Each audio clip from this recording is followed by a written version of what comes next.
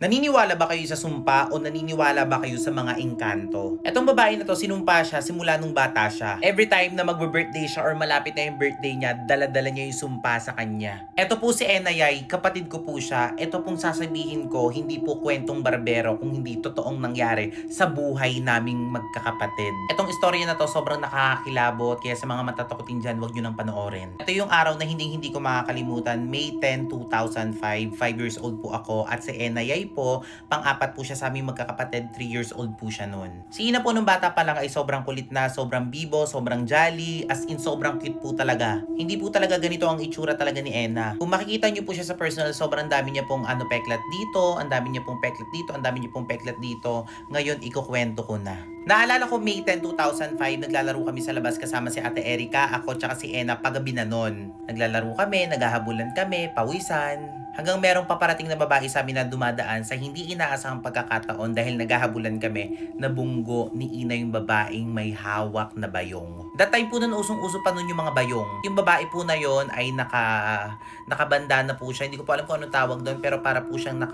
naka-cover yung face niya.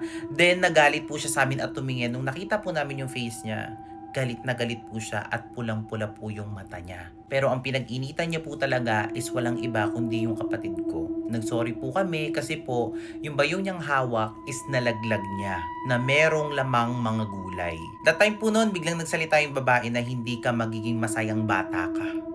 Sinabi niya po yun sa kapatid ko habang nakatitig sa mga mata ng kapatid ko. Yun ay si Enayay. Takot na takot kami noon at umiiyak si Ena. That time noon, hindi kami makakilos, hindi kami makagalaw, hindi kami makatakbo noon dahil natatakot kami sa kanya.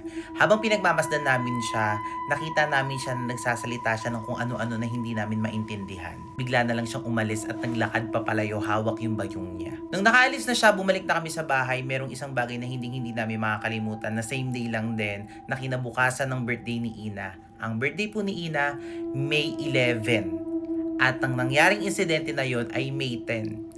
Nasunog po si Ena sa loob ng bahay namin. Sa hindi po inaasahang pagkakataon, mga kapatid, si Ena po nagtamo ng burn, kalahati po ng katawan hanggang sa muka, kasama po yung buong ulo niya. Ito po yung isang bagay na pinagtataka namin. Si Ina po nasunog bigla, hindi po kasama yung mga gamit namin sa bahay, hindi rin po nasunog yung bahay namin, kundi nasunog lang po siya, yung kalahati po ng katawan niya. That time po talaga no yun, nakakapagtaka kasi naubusan po kami ng gasol noon, tapos nagparingas po kami, wala po kaming nilalagay na anything, as in, wala po kaming nilalagay na anything sa uling, kahit po gaas or gasolina, wala po talaga.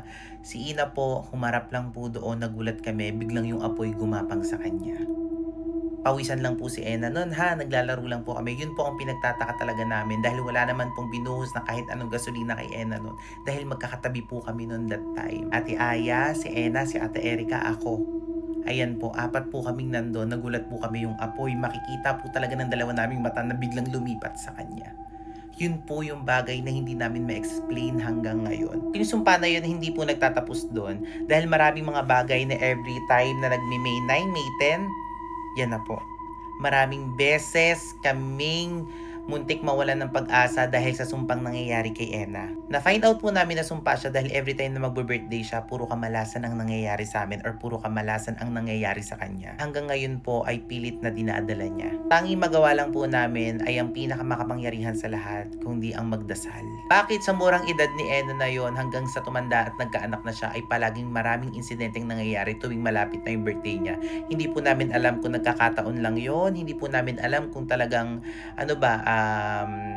natataon lang ba talaga? So yun, hindi po namin alam kung natataon lang talaga yun, pero napakarami pa pong creepy na bagay na gusto kong ikwento sa inyo. Pero once na kinukwento ko po dito sa inyo sa social media account, baka po kasi ma-report at ma-delete dahil mas marami pang nakakakilabot na nangyari dyan tuwing malapit na ang birthday ni Ina. May mga bagay man na hindi namin inaasahan na mangyayari, hindi ko alam kung natataon lang, hindi namin alam kung natataon na, pero may mga bagay din kaming hindi namin ma-explain lalo na kung natuklasan ng dalawang mga mata namin.